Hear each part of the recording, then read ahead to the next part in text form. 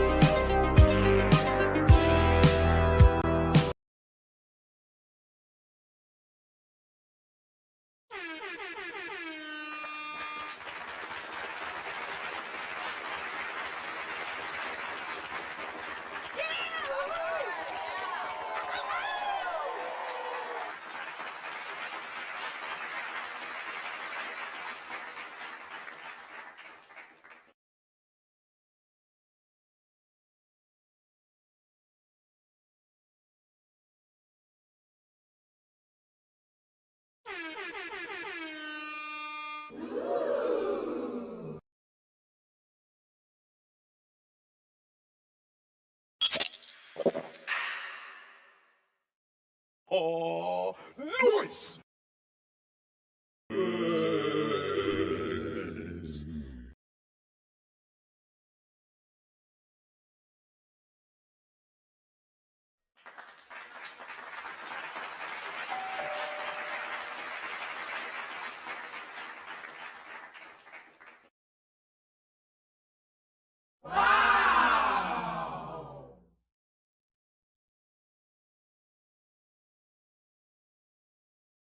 Hi!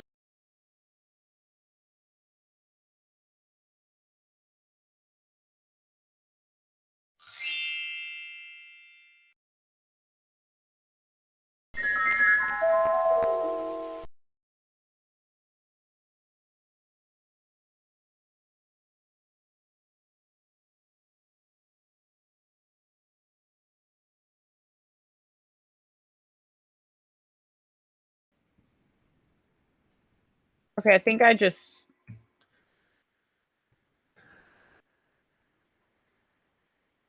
Yeah, I'm getting text messages saying they can't hear us.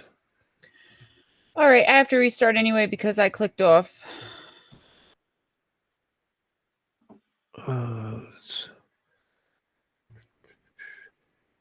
It's not muted from my end. It's on the Yeah, other I side. can hear you.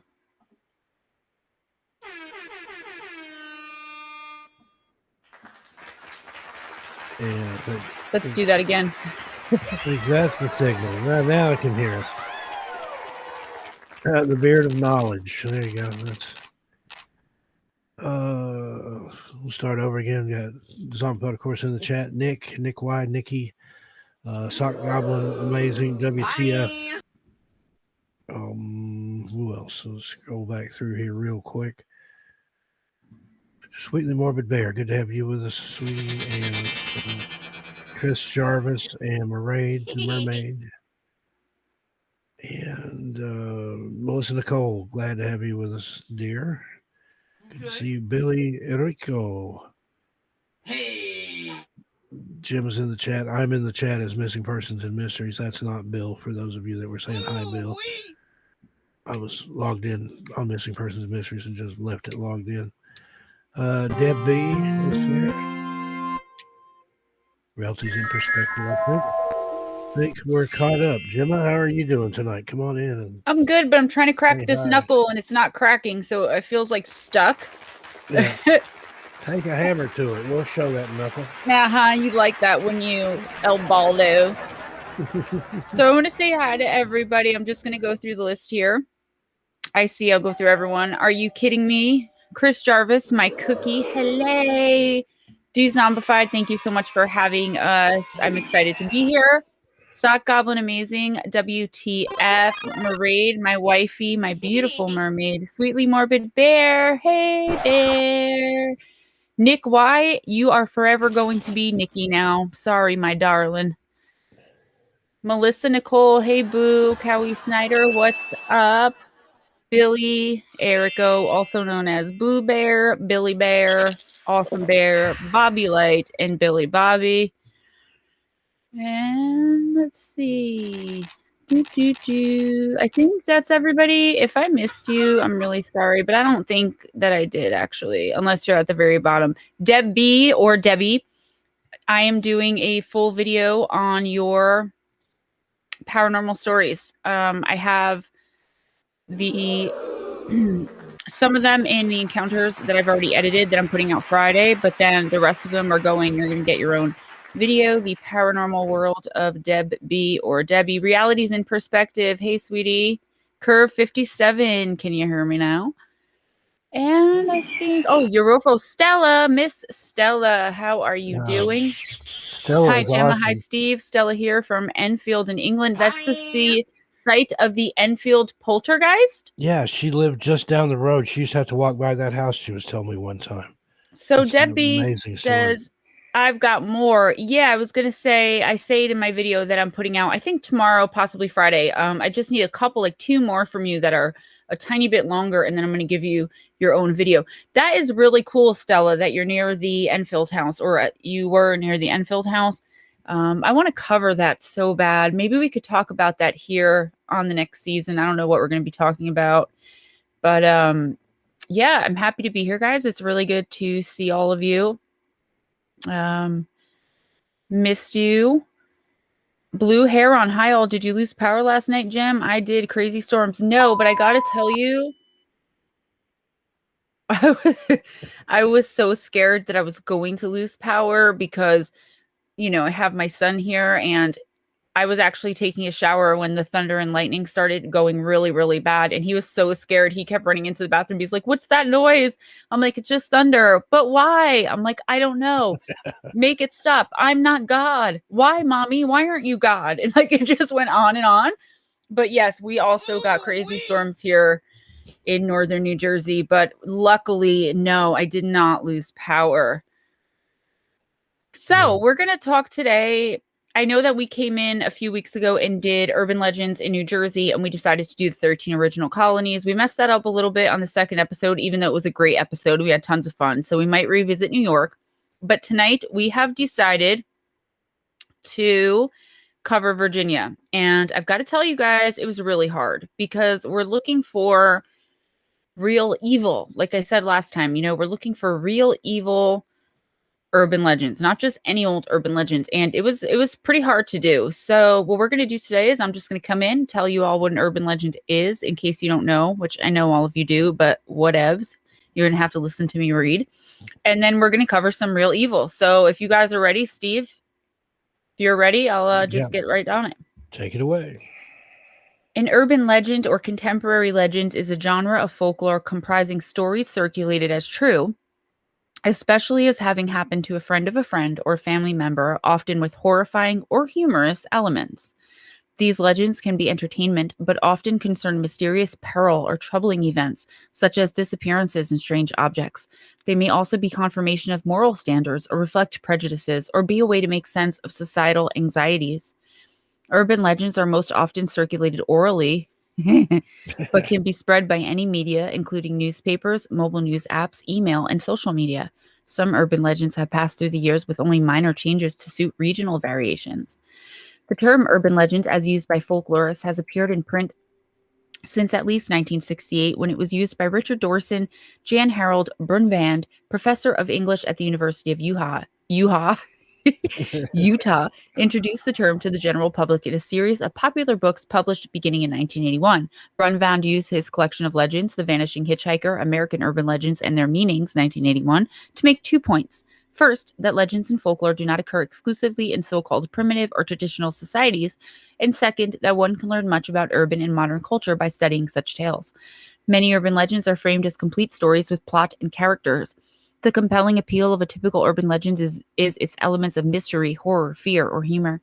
Often they serve as cautionary tales. Some urban legends are morality tales that depict someone, usually a child, acting in a disagreeable manner only to wind up in trouble, hurt, or even dead. Urban legends will often try to invoke a feeling of disgust in the reader, which tends to make these stories more memorable and potent. Elements of shock value can be found in almost every form of urban legends and are partially what makes these tales so impactful. An urban legend may include elements of the supernatural or paranormal.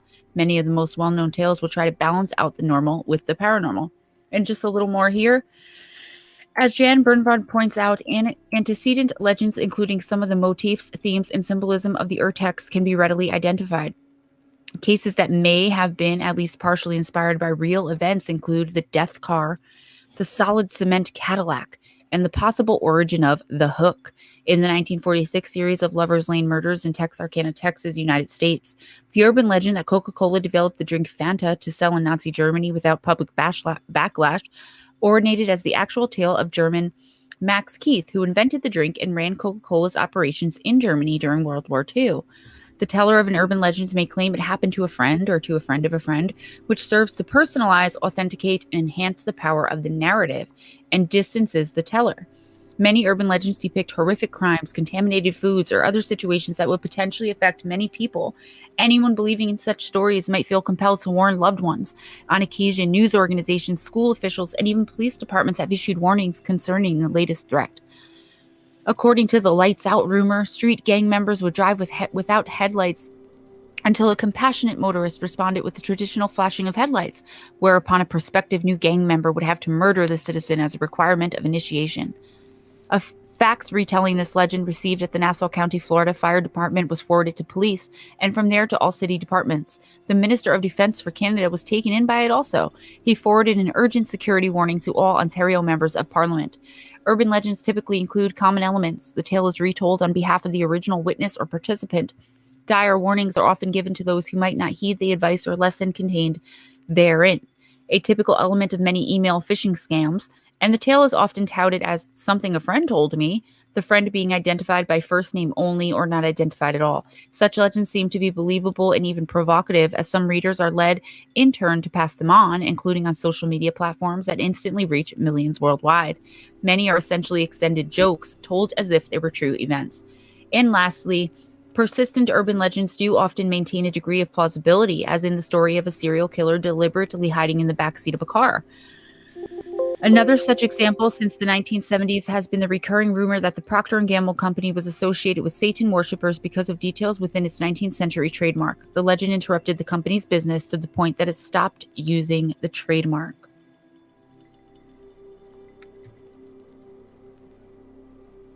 All right, Steve, you can start if you want. All right. I was waiting to make sure you weren't just taking a breath.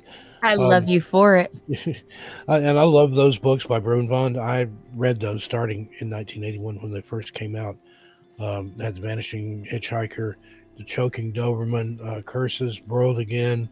We covered those in some of those in our The Midnight Baby Train was another one, but they're all excellent. And it did really brought about, and of course he came a part of popular culture, and that's the whole the friend of a friend thing. That's where that trope came from. He was on David Letterman at the time and stuff, and that's really what gave urban legends a kick in the pants. Guys, we need the Avatar stream. And also, Steve, I'm sorry to interrupt you. I was just going to say on Strange Things with Steve Stockton and Gemma Jade, we covered a couple of those, didn't we? We did. The toothbrush one where they wipe their butts with the toothbrush. Really, I didn't want to say that one because I was so I was so grossed out by that one. I could not. You and I had just met and started working together, so I didn't say anything. I was so grossed out by that one. I did not want to read that one. Yeah. I'm like, they put the toothbrushes in their buttholes. Like, I didn't know what to say. And they took a picture of it. And that's supposedly from Jamaica. People had their room at the resort broken into, and everything was taken except personal items like their toothbrushes. And strangely enough, an expensive Nikon camera. This was a film camera. It was back in the day. So they get back home off their vacation, got their stuff replaced. They decide to get the film developed in the camera, and they're sticking out of two different butts are their toothbrushes, which they've been using the whole time since they got back from the trip. I wiped a toilet with someone in the stream's toothbrush, but I won't say who. You ready? Nick, it's not you. Don't worry. Let's see here. Now, which one did you want to take? And then I'll. You're doing Bunny Man. Okay.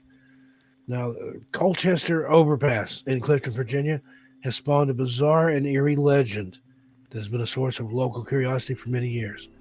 According to the legend, a group of convicts were being transferred to a nearby insane asylum, but their bus crashed en route somewhere near the overpass. 2 convicts evaded capture, and a search party was sent out after them. Unfortunately, both met a dismal fate. The first convict was discovered dead, hanging from the overpass, with a note taped to him that read simply, "The Bunny Man." Assuming the second convict was the murderer, police set up to find him as fast as they could before he caused more damage. Supposedly, they discovered many half-eaten rabbits hanging from the trees in the surrounding area. When authorities finally found the second convict, he'd been hit by a passing train and killed before they could place him under arrest. Now, then, it's not uncommon. People have reported seeing a man dressed in a bunny outfit near the bridge. And if you cross the bridge at midnight on certain nights, you will come face to face with a hatchet-wielding killer dressed in the bunny man costume or a bunny costume. So apparently he wasn't the other convict. Excuse me. Tickle in my throat. But that's one of those that... So creepy. There's no way to really verify that. I mean, no record of anything like that. But it is, within the realm of possibility that there could be a serial killer out there that wears a bunny costume. Why not? Be different. Be yourself. So creepy. Hey, Puddin'. Joker's Demise, Infinite Psychosis. Hey, guys. But one of the versions of that, it was one of the police that was actually the murderer. So really? Yeah, that's one of the variants I've heard. And that's the thing about these urban legends, particularly the really scary ones like that. They'll morph. They'll change location. You'll hear different variants from different parts of the country. But fascinating. Beware the bunny man. Beware the bunny man. That reminds me kind of American Horror Story with the piggy man. He's like, there is no piggy man. And he's like, go into the bathroom when you get home because he's trying to cure him of this. And he's like, go into the bathroom. I keep winning 5. I feel awesome tonight. Got my favorite shirt on. It's my favorite color. So anyway, he's like, go into the bathroom and call the piggy man. And you'll see that he's not going to jump out of the shower and kill you. So the guy's really terrified, right, of this piggy man guy. And he goes into the bathroom at home and he's like, here, piggy, piggy, piggy, right? And his house is being burgled. And the guy kills him. And he's like, he called me a pig. And he jumps out of the shower at him. It was kind of like an ironic, no, I guess he had to be there. But anyway. What about Man, Bear, Pig that Al Gore warned us about? What? You never heard of Man, Bear, Pig? It's this strange creature that Al Gore warned us about. It's half man, half bear, and half pig. It can be half of 3 things? Yeah. Sock Goblin Amazing WTF says, Man, Bear, Pig, he's real and super cereal. I say cereal all the time. That's actually from South Park, but it is funny. Sometimes that's the way legends get started. A TV show or a book or something. We'll just make something up and fun, and people take it seriously. Oh, now I remember. Yeah. Creepypastas. But yeah, half man, half bear, half pig. Yes. Dezombified Gemma Jade looks extra fire hot. Thank you so much. I feel super sexy. I finally got some rest today. That's why. Yes, he's here. All right, guys, I'm going to talk now about the Richmond vampire, and that's also called locally the Hollywood vampire. It's a more recent urban legend from Richmond, Virginia. Local residents claim that the mausoleum of W.W. Poole, dated 1913, in Hollywood Cemetery holds the remains of a vampire. Supposedly, Poole was run out of England in the 1800s for being a vampire. Oral legends to this effect were circulating by the 1960s. They may be influenced by the architecture of the tomb, which has both Masonic and ancient Egyptian elements and double W's looking like fangs. Because this cemetery is adjacent to Virginia Commonwealth University, the story became popular among students, especially from the 1980s onward. It was first mentioned in print in the student newspaper Commonwealth Times in 1976. In the past few years, the vampire story has been combined with the collapse of the Chesapeake and Ohio Railroad's Church Hill Tunnel under Church Hill, which is a neighborhood of eastern Richmond, Virginia, which buried several workers alive on October 2nd, 1925. This part of the story showed up online in 2001 and was first reported in print in 2007 in Haunted Richmond, The Shadows of Shaco. According to this newer story, the tunneling awakened an ancient evil that lived under Church Hill and brought the tunnel crashing down on the workers. Rescue teams found an unearthly, blood-covered creature with jagged teeth and skin hanging from its muscular body, crouching over one of the victims. The creature escaped from the cave-in and raced toward the James River.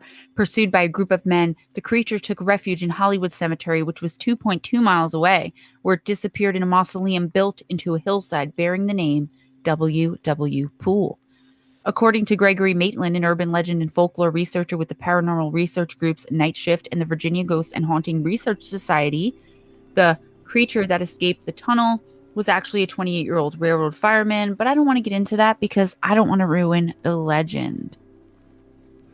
Yeah, sometimes it's more fun just to hear the legend and believe in that and not hear the story behind it or the explanation for it. Gemma, would you be so kind as to take one more? I've got a delivery at the door. I've got to step Sure. away. Do you want to just go to our break now? What time is it? I guess we can. It's well, if we started at the normal time, this would be a good break. Okay, so don't worry about it. I'll take another one till you get back. No biggie. Okay, I'll be right Yes, back. Billy Erico. Next I one. definitely said burgled. Go ahead, Steve. Okay, I'm gone. And burgled is a real word, by the way. Well, from the movie Chicago, I would always say, she's like, he tried to burgle me. And they're like, he's been burgling you 3 times a month for the past year.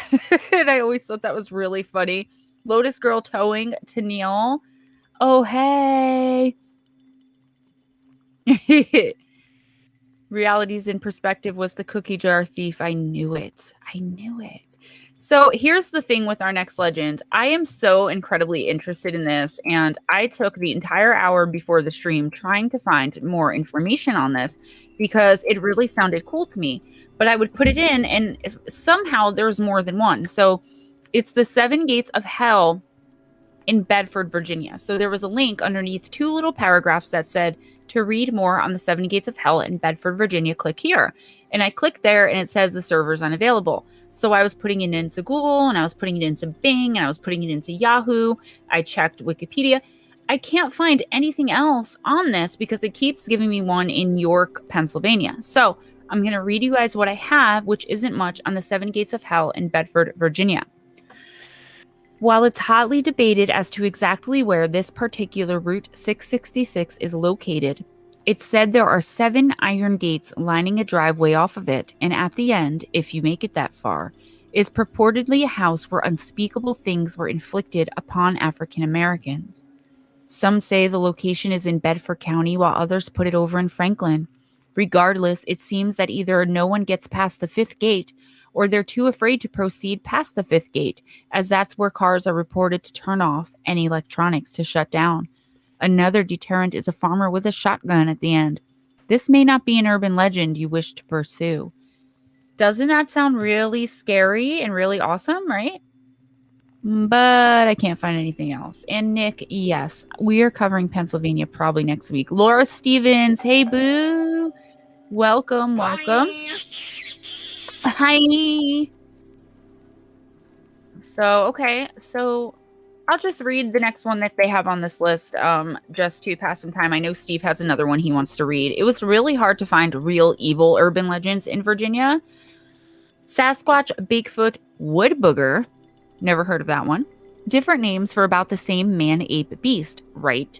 We know where you might find one. Norton, Virginia is an official wood booger sanctuary as resolved by the mayor in October of 2014.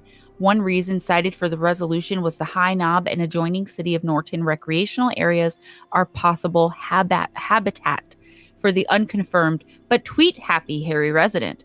If you want a picture with his likeness, you'll find a big bronze statue at the top of Flag Rock. I never heard of the term wood booger before. So, yeah. And I'm just like, yeah, it was really hard, guys. So Virginia, like, you need to represent a little bit more because that was pretty much all that we found. I mean, we found a bunch, like I said, of urban legend, but yeah, hello, Pam Smith. Most of them aren't true, but I think that's the fun of it. Do you know what I mean? To be scared and try to figure out what's true and what isn't. Like Steve and I did do a podcast. I mean, we haven't done anything since like December because we've been working on so many other things, but strange things with Steve Stockton and Gemma Jade, and we did some urban legends there. And if you guys have never checked that out, please do so. The link is in the description box for most of my videos. Johnny Ramirez. Oh, Johnny. I don't know. He came in and said, "Oh, Gemma." And Laura Stevenson's here. Welcome in, Laura. No, I was just filling time. Sock Goblin Amazing WTF says Gemma, woodbugger is a smaller species of Bigfoot that throws logs at you from the trees. Okay, I guess I could dig that. I never really heard of that before, but I wouldn't, being from a city in northern New Jersey, a very, Patterson's very city. But I did have one other thing I wanted to say, and I completely forgot talking about Bigfoot, but hopefully I'll remember. Steve, do you have another urban legend for us? Yeah, I've got one that's evil, but in a different type of way. What could be more evil than putting someone in a sanitarium that didn't necessarily need to be there? And that's happened throughout history. I'm sure it still goes on today. But there was a time when, say, if a girl wanted to date or marry a man that her parents didn't approve of, they could legally declare her insane and put her in an asylum for the rest of her life. Well, now, American patriot Patrick Henry's wife, Sarah, she's famous for haunting the Scotchtown plantation in Hanover County. What's her beef? What's she pissed about? Well, she lived there the last years of her life. After giving birth to her sixth child, she developed acute mental illness. I'd probably go mad if I had 6 kids, too. What do you think, Gemma? Yeah. Especially if there were 6 tuplets. Yeah, she had to be put in a straitjacket, but unable to bear the thought of putting her in a horrifying sanitarium, which were notorious, like I said, for human rights violations at that time and probably any time. Patrick Henry hid her in the basement of his house to keep her safe. Many people during that time period would have attributed her affliction to something akin to demonic possession rather than mental illness, which was then somewhat poorly understood. She died in 1775 and was buried in secret in an unmarked grave on the property. But yeah, ever since she started having mental issues after that 6th child was born, he kept her in the basement. She did not leave the house. And that's why she was secretly buried in an unmarked grave. Now, visitors to Scotchtown Plantation still claim to experience odd occurrences, often attributed to the late Sarah Henry. Her spirit, which appears as a figure in white, often lights candles at night in the windows and can sometimes be heard screaming, has even scared off some of the visitors. Patrick Henry's own great-great-granddaughter refused to stay in the house overnight as she felt an eerie, haunting presence directed at her. That's really scary to think of how far we've come. You know what I mean? And I always tell you guys, everyone says I was born too late, that the 50s and 60s would have loved me. I would have been perfectly content with being a housewife. But I don't know if I would have been okay with things like that. Like the husband could just go out and blatantly cheat. But like if you cheat with someone you fell in love with because your husband's an a-hole cheater, you get thrown into a sanitarium or something like that.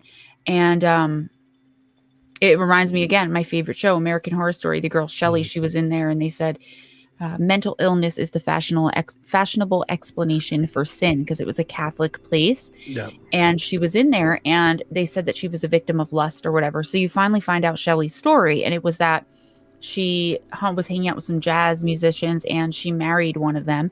And as soon as she married him, he started cheating on her, like blatantly right in front of her face with like everyone. So she cheated on him with a group of sailors and he caught her, punched her in her face and like decked her and then brought her to this place. And she was saying, that's the only reason I'm in here.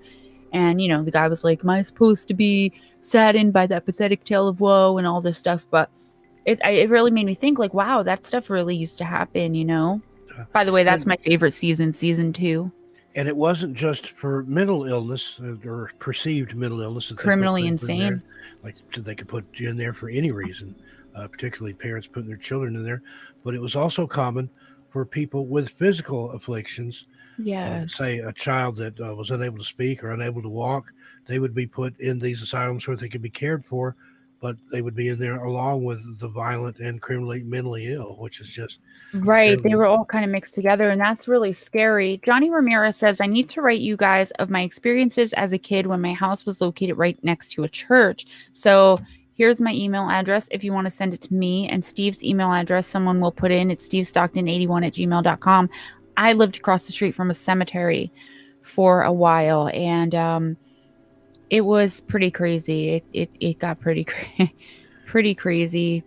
Now, I when I was remember a kid, go ahead. my I didn't know you were going to tell more. That's okay. I remember my dad used to always have to go across the street and like pull out drunks, people that would go and sit on their recently deceased family member's grave and just drink. And my dad, he didn't like that, and he didn't want anyone to get in trouble. So he would go over and try to help them. But there were so many paranormal experiences in that house, in that yard, just on that property. And yeah, if you guys have any experiences with the supernatural and or paranormal, just send them to either me or Steve, or me and Steve, our email addresses, because we both do listener encounters. I asked Steve if I could kind of take that from him, and he said it was okay. So Journey Through the Gate Paranormal Portal podcast says, hey everyone. Hey, how you doing, Journey? That's Cisco. And then also notice Lotus Girl Towing to Neil is here. She's from Kingsport. I didn't know that was Cisco. Hey, Mile Cisco. Stomping Grounds. My fellow Jersey girl. Yep. And you're talking about the cemeteries there. When I was a kid, we had an abandoned cemetery there just down the street from where I live now. I live down in the country. It's actually just down the road, not the street. But me and the kids that were local to there, within a couple of miles or so, we played in the cemetery. Some of the oldest stones in there were from like the 1790s, and Tennessee only became a state in 1796. So I believe there were stones in there that had been there before Tennessee became a state. And there were several in there from the 1800s. And we built a clubhouse in there. And a lot of the kids at school wouldn't even talk to us because, we're those weird kids, the creepy kids that have a clubhouse in the cemetery. But the other kids that had clubhouses and things, they routinely got broken into. They got their stuff smashed up or stolen. Nobody ever bothered ours. And I've spent the night in that clubhouse many times, and we never saw anything in there, which is unusual. You'd think a bunch of wild kids 9, 10, 11 years old in there, it would wake the dead, so to speak, and they would have chased us out. But I think they liked us being there. Maybe they like the company. Guys, I see that I'm the cookie thief, and I'm trying to find the cookie little emoji, but I cannot. So a Chinese cookie for you all? I think that's what that is. Have it. Oh, it's a cracker. Comment on something here that Cisco's saying. Laura Stevens was asking her when she's going to come out with a new episode. Cisco, Journey Through the Gate, says, how about tomorrow night, 8 p.m., my place? Well, guess who's going to be Cisco's guest for her comeback? None other than yours truly. So we look forward to tomorrow night on Journey Through the Gate Paranormal Portal podcast at about this time, 8 p.m. Eastern time. We were going to go tonight. I totally forgot that we had this show tonight. So yes, I'm talking to Cisco. She called me. I'm like, yeah, I can do Wednesday or Thursday. She said, great, let's do Wednesday. And then I woke up this morning. I just sat up and I can't do Wednesday. And I messaged Cisco I'm sorry, I made a mistake. So yeah, we do our break now. Take a break if y'all would like. Be sure to hang around. But first, watch these important messages from our sponsors.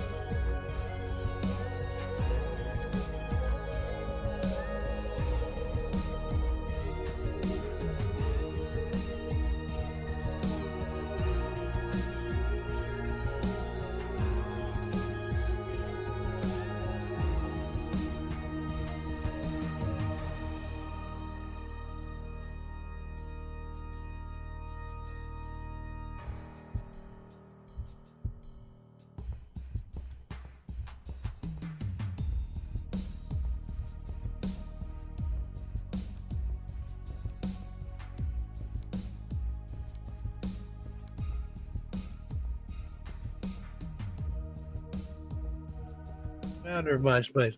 I used to have a thing on my page that said Tom is not my friend. I'm trying to find another urban legend, so just give me a minute, Steve, if you want to. I cut my Steelers tattoo. I stuck my hand in soapy water trying to pull the plug out of like my drain, and there wasn't even a knife in there, and it cut me on my tattoo. I'm upset about it. All right, I'm finding another urban legend. So, Steve, do what you do best. Yeah, that's just no drooling. Yeah, I've been getting all this abuse lately. Somebody wanted to know if I drooled when I narrated, and left this long diatribe about spittle and all this. And wait a minute, can I say exactly what it was? I have it. I'm just trying to find it. I got accused of being bald, and as you can see by the top of my head here, which you can see clearly on the camera. Okay, I have it. And on the sides, I am far from bald. That guy was so upset he got ganged up on. I jumped on him. Steve jumped on him. Bill jumped on him. He actually recanted and apologized for his behavior. So, okay, someone said, the way you talk, I can picture an abundance of drool and dribble spooling off your lips, as well as the frequent spray of pronunciation spit just soaking your mic, as well as contributing to the spooling drool now coating your chin and neck as you narrate the missing 411. This a-hole said this to Steve. Bill comes in and guys just ripped him. He goes, no, Aaron, Steve wears a bib when he narrates. We had to take precautions as he was going through about a microphone each week. I appreciate your concern, but we have it under control now. Better get going. I need to lock him back up. And then we have a mysterious visitor that comes in sometimes. I'm not sure who she is, where she's from, but do you have what's her name? Can you handle the truth or something? Can you handle the truth is a mysterious, a mysterious visitor that comes into the comments and just rips people apart when they talk crap about us. Read what she had to say. Okay, wait, I have to find it. That was on the other comment though. No, Someone was on the drooling comment. Yeah, hold on. I've got to see if I have it. I don't think I saved that part of it. I just have the what was it? The apology where he says, this is after we all jumped on him. He said, I'm sorry for being an a-hole earlier. I seen the thumbnail on my phone and all I could make out was the fireplace, then commented rudely. So I apologize for my comments. Have a good day and don't worry about me coming back because I promise you I won't. And I was like, hey, don't do that. It takes a lot of courage to come back and apologize. I'm like, you don't have to leave. But, oh, man, I wish I had her reaction. Yeah, that was a different guy. He didn't like the girl or the bald-headed, bearded dude. He thought that we were being narcissistic and taking away from the fireplace, the beauty of the fireplace, by showing ourselves that we were egotistical. But, okay, so whatever someone said about the guy's voice, he said, that's funny because I think his voice sounds dry and husky, lovely voice, very soothing, very nice sounding, attractive voice. And then Bill says, if Aaron thinks Steve's voice is that bad, I think he'd think I was drowning cat. And then Can You Handle the Truth said, drooling is what the ladies do when they hear that sexy voice. True story. Just ask your mama. Jealous much. Okay, I'm going to find another urban legend because we're getting carried away. But I just thought Bill's response to that was absolutely hilarious. Yeah, Dezombified, sorry. And I love it. But no, I do not drool. No, I have not had a stroke. No, I'm not bald. And I started saying, and I'm not a Rusty West imitator. In fact, if you listen closely to Rusty, he sounds like a little boy playing at being a cowboy. Yeah, all have no cattle, as they say in parts of Texas. Go listen to his old stuff and then listen to his newer stuff. An accent that pronounced doesn't change that much over a short amount of time. I actually said that in a comment. All right, guys. Got to say hi to Jackie from down under. Hey, Jackie, what's the future like? And what's the future like? Paranormal. Hey, Grey Wolf Paranormal. Steve, I'm just messing with you. I'm just going to read some of these. I mean, they might not be evil, but some of them are tragic, and urban legends are like that sometimes. And I promise, hopefully next week, we'll do a state that has tons of urban legends. I was going to stick to the 13 original colonies, but I think I'm going to talk to Steve about maybe moving out of that, because then we get stuck with something like this, where we're doing Virginia, and there's really not a lot to cover. That's evil. So American patriot Patrick Henry's wife, Sarah, is famous for haunting the Scotchtown plantation in Hanover County, where she lived the last years of her life. After giving birth to her sixth child, she developed acute mental illness so bad She often had to be restrained with a straitjacket. Is this what you just told? Yeah, I was going to say, where have I heard this before? This is the story you just told. That's okay. I have another one. It is. I have another. Hold on. This is what I mean. I don't think we can do the 13 That was original so colonies. good, we had to hear it So, twice. St. Albans Sanatorium. Due to notorious human rights abuses that occurred within their walls, mental institutions of the 1900s are always a haunting presence. St. Albans Sanatorium in Radford, Virginia, however, is rumored to be literally haunted. The building that would eventually become St. Albans was originally constructed in 1892 as a private Lutheran boys' school. Due to mistreatment within its walls, because you know how boys' schools roll, especially back in the 1800s, homicides and suicides occurred frequently on campus. Eventually, the building was converted to a sanatorium where patients were mistreated and used as lab rats for procedures like lobotomies and shock therapy. According to legends, the building is now haunted. Many rooms remain at perpetual high temperatures for no reason, and 2 female spirits are said to roam the basement. Paranormal investigators have visited the building several times and have seen shadowy figures and spirits throughout its walls. And then there is the Cavalier Hotel. Found in Virginia Beach, the Cavalier Hotel has long been subject to rumors of hauntings due to its gruesome history. The hotel's first owner shot himself on the 6th floor. In 1929, the founder of the Coors Beer Company jumped to his death out of an opened window. While the death appeared to be self-inflicted, some think he was actually pushed. Some stories claim a little girl drowned in the motel's pool when going in to retrieve her cat, which had wandered out of the room. Guests report toilets flushing on their own, and receptionists say they receive mysterious calls from unoccupied rooms on the 6th floor. Security guards have noticed lights on the 6th floor turned on when no rooms are occupied. Guests also see wet footprints and paw prints throughout the hotel and report hearing meowing coming from the pool area. And I need to tell the werewolf story, Steve, and then I'll let you go. It's Okay. 2 paragraphs. Do it.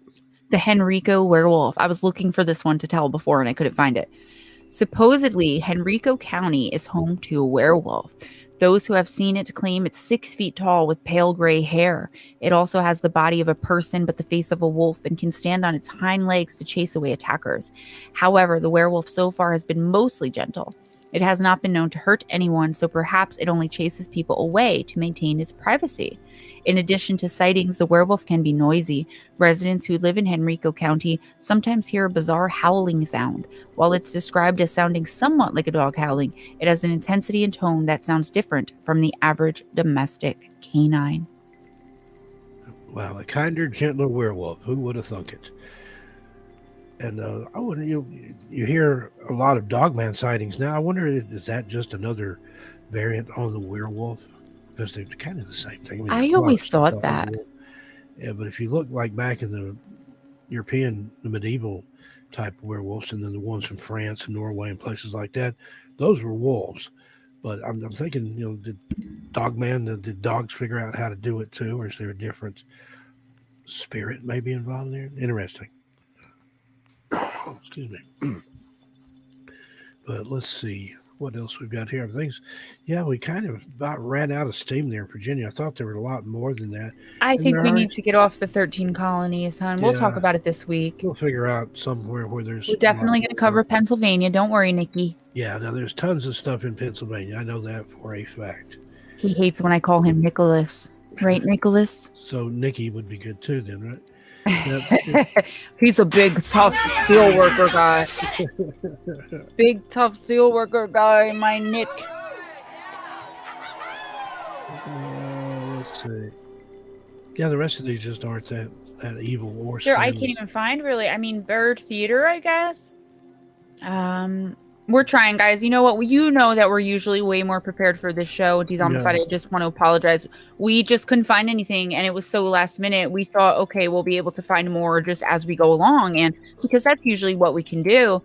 But this time we could not do that. So again, we're probably going to have to move away from the colonies, which is okay, because there are some states like New Jersey that just have so many urban legends, and we're going to revisit New York. So that's actually even cooler, because if you don't live in one of the 13 original colonies, we could still cover your state. And that means we can actually do 13 episodes like we wanted to, and probably the 14th with the recap. Yeah. So I hate when they do this, the bird theater, but I don't see the bird theater on here. But I'm still looking, guys. Well, you're looking. Let me take one real quick here. Yeah, go ahead. This is an urban legend that was true, and I don't know how evil it is, but it's fun. On the night of February 5th, 1952, a Barnum and Bailey circus train was derailed near Lynchburg, Virginia. In fact, a place called Evington. Animals of all kinds met their end, sadly, but of 50 gorillas on the train, 35 escaped into the nearby woods. None of them were ever recovered. Ever since, stories of the missing gorillas swinging from trees, howling in the night, and chasing locals have been reported. The story of the gorilla train captured the imaginations of locals up to the 1980s when the last report was filed. Did the gorilla train really run off the tracks here? Don't go in the woods alone. Now that, to me, that's the kind of urban legend I like to hear, where it's conceivably could happen. And just the thought of all those wild gorillas out in the woods. Now, I know of a similar place in Tennessee where a truck carrying live chickens to the slaughterhouse ran off the road and into the woods. And the chickens that weren't killed escaped into the trees. And I started to say to this day, but I haven't been to this area in Tennessee in about 15 years. But up until then, and probably still to this day, there were chickens, wild chickens that roamed the woods in that area. Some of the local chickens got involved, and roosters showed up and found all these hens in the woods, and they propagated. And now, depending on who you talk to, there are places apparently where there are hundreds of wild chickens in the woods. Not evil, not scary, but just the thought of a bunch of chickens making a run for it and on their way to the slaughterhouse. No I mean, some of them are fun and some of them are funny, Exactly. I'm, for some reason, waiting for something to load, which should not be happening. Just saying here, this is 0-calorie cherry cola, because that'll be the next thing. Oh, Steve was on there drinking a beer. That's how Steve rolls. You're getting upset. I told you. Welcome to my world. Okay, my world of abuse. And my rusty West dribbling ass dribbling ass dribbling down my shirt. Oh wow! Is Lynchburg in Virginia? Because this says there's a tomb. Yep. Okay, so how about this? Well, now there's a Lynchburg in Tennessee too. That's where Jack Daniel's whiskey's made, but it's probably talking about Lynchburg, Virginia, since that's what you've been searching on. Lover's Leap, a Native American Romeo and Juliet story. Okay, so I have two here. There's no way to prove it, of course, but Lover's Leap, the highest peak above Natural Tunnel in Scott County, is said to have gotten its name when a young Shawnee Brave and a Cherokee girl were forbidden to marry. Their tribal differences kept them apart in life, so they took a, quote, last of the Mohicans, end of quote, style leap to their deaths from the peak in the gorge below. Whether it's true or not, it certainly makes for a tragically romantic story. Bill Bojangles Robinson was discovered while working as a bellhop at the Jefferson. Or was he? Another urban legend.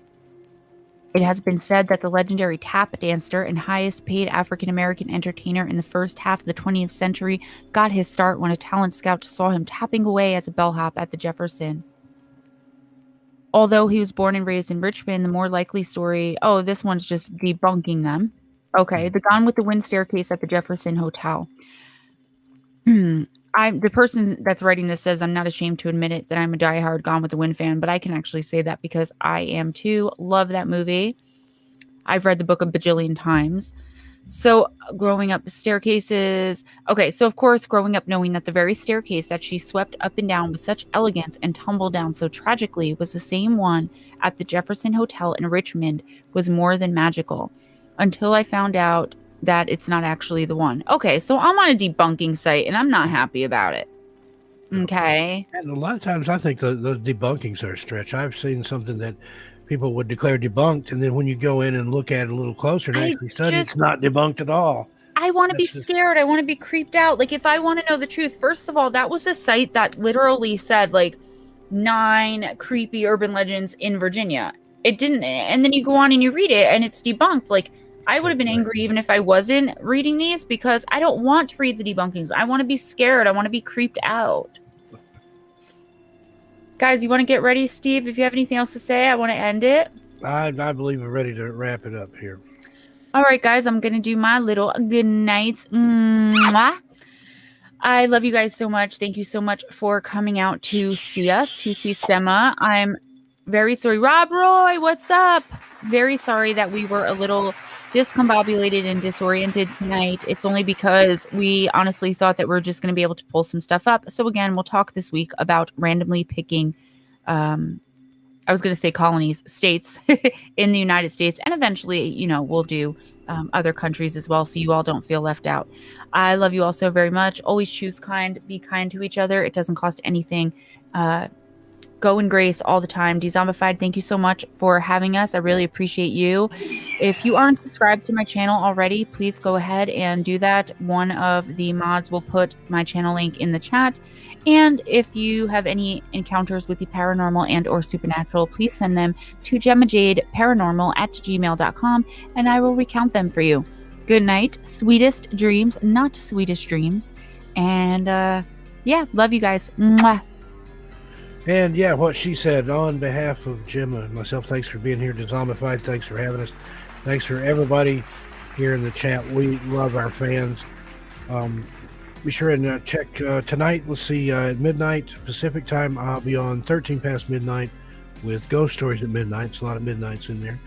And then tomorrow night at 8 p.m. Eastern time, I'll be on Journey Through the Gate Paranormal Portal podcast with Cisco. Don't know what we're going to be talking about over there, but it's going to be good. It's going to be some kind of spooky, scary. We bring the boo over there when we get together. And then Friday night, join Gemma and myself again for Campfire Stories on Missing Persons and Mysteries. And then Sunday for Fireside Chat.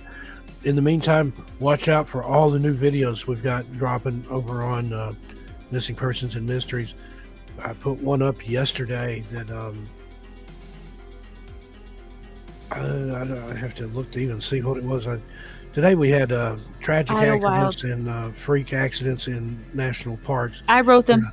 Yeah, yesterday, multiple disappearances from Idlewild, California.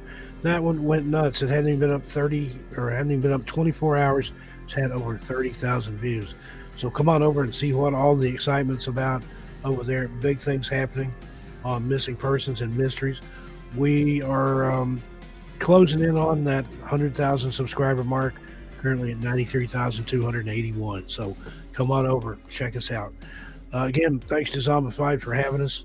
Be sure to subscribe to these guys if you haven't already. To Zombified, big givers back to the community. Providing a platform for us and several other shows. Check out the Horror Honeyz on the weekends with our friend Man Sheba. She is something else. We're going to go visit her there in Deadwood. Hey! So all right, folks. Have a good evening, good morning, good night, good whatever it is, wherever you are. I'm Steve Stockton. I love each and every one of you, and I'll talk to you next time. Gemma, thanks for being here. I'll talk to you in a little bit. Bye, everybody.